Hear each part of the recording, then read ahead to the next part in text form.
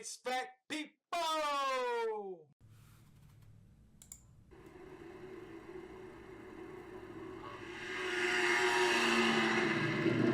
In 1921, a speedy contraption skidded across the snow-covered fields of Minnesota's Red River Valley.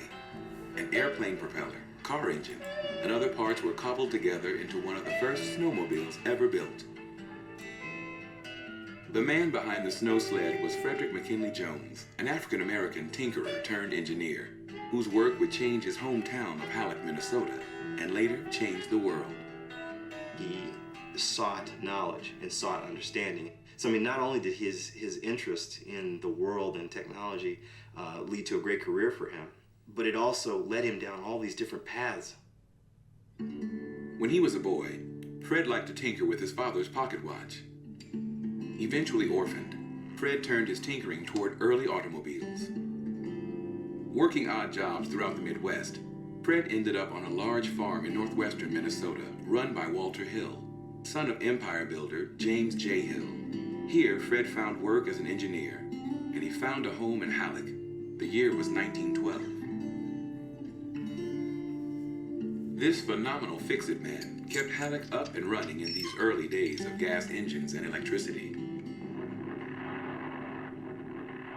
After fighting in World War I, Fred Jones returned to Halleck and to his lifelong passion for automobiles.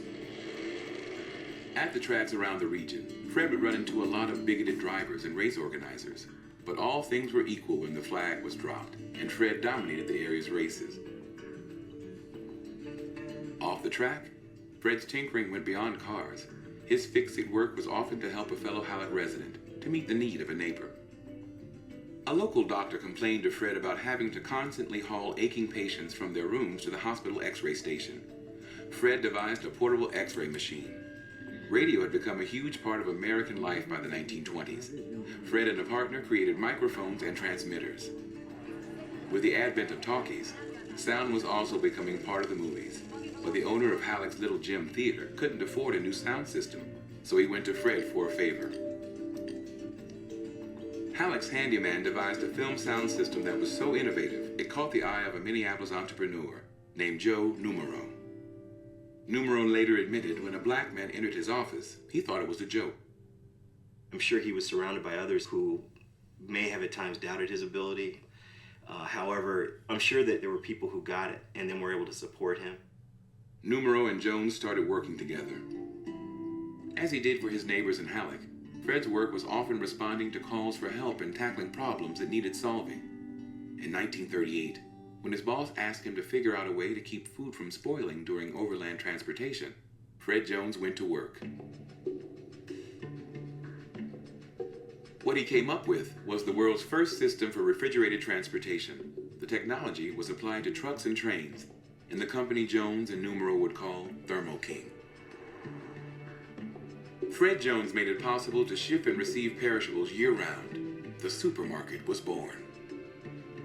During World War II, Fred adapted the technology for the Army to help bring blood plasma and food to soldiers in the field.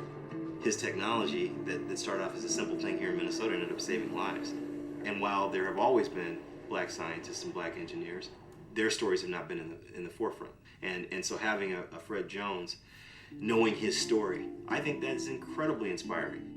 Since his death in 1961, Frederick Jones has been recognized as one of America's great inventors and was the first African American to receive the National Medal of Technology. Fred Jones holds more than 50 patents.